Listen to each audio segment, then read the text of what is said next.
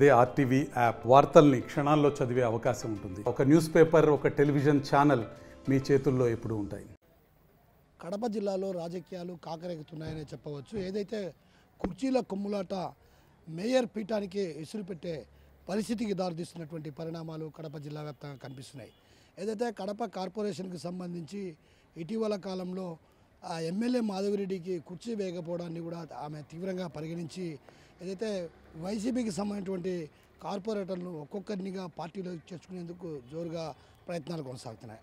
ఆ క్రమంలోనే ఇటీవల కాలంలో 7 కార్పొరేటర్లు వైసీపీని వీడి టీడీపీ తీర్థం పుచ్చుకున్నారు. మరికొందరు కూడా రాబోయే రోజుల్లో చేరే అవకాశాలు లేకపోలేదనేటువంటి ప్రచారం కూడా అటు టీడీపీ వైపు చేస్తున్న పరిస్థితి. మరోవైపు ఏదైతే వైసీపీని వీడి టీడీపీలో చేరడాన్ని కూడా అటు వైసీపీ అధిష్టానం కూడా తీవ్రంగానే పరిగణించింది. అందులో భాగంగానే వారిని కట్టడి చేసేందుకు ప్రయత్నాలు చేసింది. అయితే నిన్న ఏదైతే 2 రోజుల క్రితం జరిగినటువంటి మున్సిపల్ కార్పొరేషన్ సమావేశంలో కూడా రసాబసాగా మారింది. కుర్చీల కుమ్ములాట కాస్త ప్రజా సమస్యలను పక్కన దోవ పట్టించే ప్రయత్నాలు సాగుతున్నాయన్నటువంటి ఆరోపణలు కూడా ప్రజల్లో వినిపిస్తున్న పరిస్థితి. ఈ క్రమంలోనే తాజాగా మరికొందరు కార్పొరేటర్లు కూడా వైసీపీని వీడి టీడీపీలో చేరుతున్నటువంటి ప్రచారం జోరుగా సాగడంతో పాటు ఏదైతే 2 రోజుల క్రితం టీడీపీ పోలిట్ బ్యూరో సభ్యులు శ్రీనివాసులరెడ్డి రెండవ విడత మరికొంతమంది కార్పొరేటర్లు వైసీపీని వీడి టీడీపీలో చేరుతున్నారంటూ కూడా ప్రకటించారు. దీంతో రకంగా రాజకీయ వాతావరణం ఒక్కసారిగా వేడెక్కింది.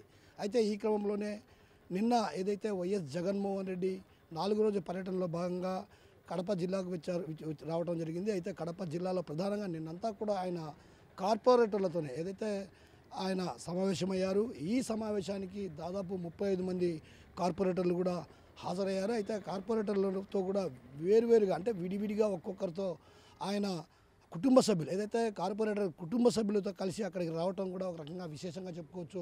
ఈ నేపథ్యంలో వారి సమస్యలు ఏవైతే ఉన్నాయో అవన్నీ కూడా విడివిడిగా ఆయన అడిగి తెలుసుకున్నారు. అనంతరం కూడా ఎవరు కూడా పార్టీని వీడిపోవద్దంటూ కూడా ఆయన ఒక రకంగా సూచించారు. మరోవైపు ఏదైతే ప్రలోభాలకు బెదిరింపులకు భయపడాల్సిన అవసరం లేదు, అదరాల్సిన అవసరం లేదు, బెదరాల్సిన అవసరం లేదు.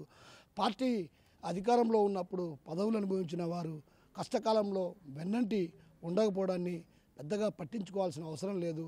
ఏదైతే రాబోయే రోజుల్లో ఖచ్చితంగా వైసీపీ అధికారంలోకి వస్తుంది, ఖచ్చితంగా మీకందరికీ తగిన న్యాయం చేసే విధంగా నేను అండగా ఉంటాను. ఈ వ్యవహారంలో కూడా ఎవరు కూడా భయపడాల్సినటువంటి అవసరం లేదని ఓ రకంగా ధైర్యాన్ని భరోసాను నింపే ప్రయత్నం చేశారు. ఏదైతే కొందరు కార్పొరేటర్లు కూడా అధికారంలో ఉన్నప్పుడు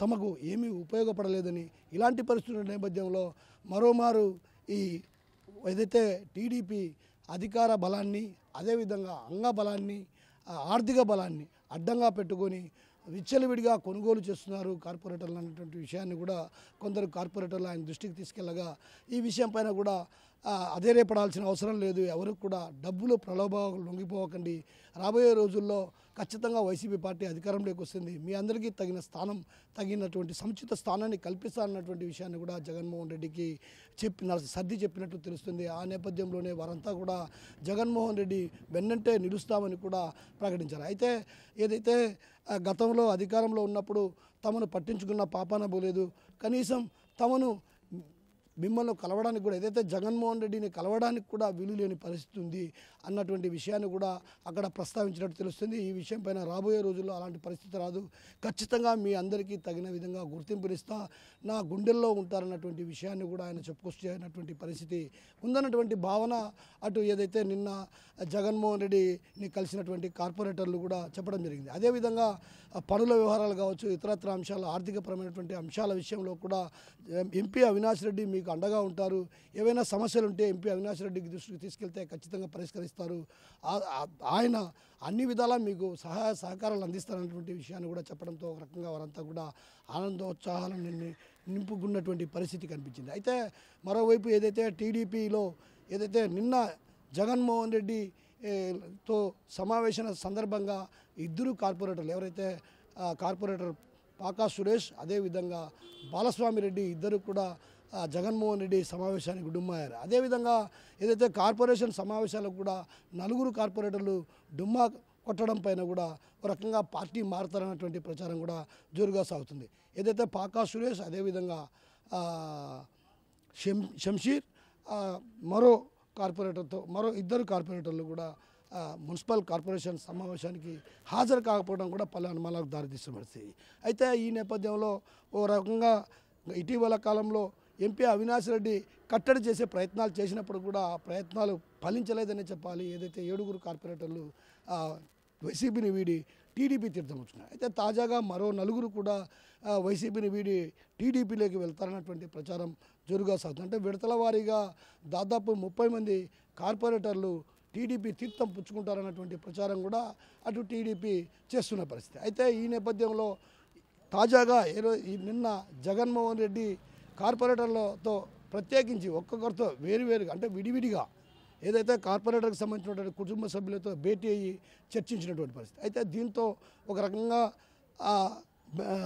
మేయర్ పీఠాన్ని కైవసం చేసుకునేందుకు బ్రేక్ పడిందా, లేకుంటే జగన్మోహన్ రెడ్డి సర్ది చెప్పే ప్రయత్నాలు చేసినా కూడా వైసీపీని వీడి టీడీపీలో చేరతారా అన్నటువంటి ఉత్కంఠ పరిస్థితులు కడప జిల్లా వ్యాప్తంగా కనిపిస్తున్నాయి. ఈ నేపథ్యంలోనే అటు ఒక రకంగా కడప జిల్లా వ్యాప్తంగా కూడా రాజకీయ వాతావరణం వేడెక్కిందనే చెప్పవచ్చు. అయితే ఒకవైపు ఏదైతే వైసీపీని వీడి టీడీపీలో చేరతారన్నటువంటి ప్రచారం జరుగా సాగుతున్న నేపథ్యంలో అయితే టీడీపీలో ఇకపై చేరాలన్నటువంటి వాటిపైన కూడా ఒక రకంగా క్లారిటీ రావాల్సిన పరిస్థితి. ఏది ఏమన్నప్పటికీ కూడా ఈ రాజకీయ వాతావరణం వేడెక్కడానికి ఇందుకు ప్రధాన కారణం కేవలం ఎమ్మెల్యే మాధవిరెడ్డికి కుర్చీ వేయకపోవడమే అన్నటువంటి ఆరోపణలు కూడా బలంగా వినిపిస్తున్నాయి. మరోవైపు ఏదైతే కుర్చీ వేయకపోవడానికి కూడా కొన్ని కారణాలు ఉన్నాయి. ఏదైతే తన ఇంట్లో చెత్త వేయడాన్ని ఏదైతే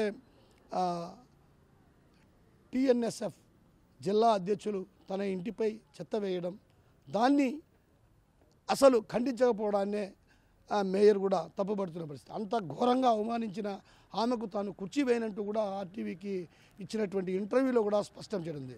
ఈ కుర్చీల కుమ్ములాట అటు మేయర్ పీఠానికి ఎసురు పెట్టే పరిస్థితికి దారి తీయడానికి ప్రధాన కారణం కేవలం కుర్చీనే. అయితే ప్రజా సమస్యలను గాలి కొదిలి ఏదైతే కుర్చీల కుమ్ములాటకే సమయాన్ని వెచ్చించడాన్ని కూడా ప్రజలు తప్పుపడుతున్నారు.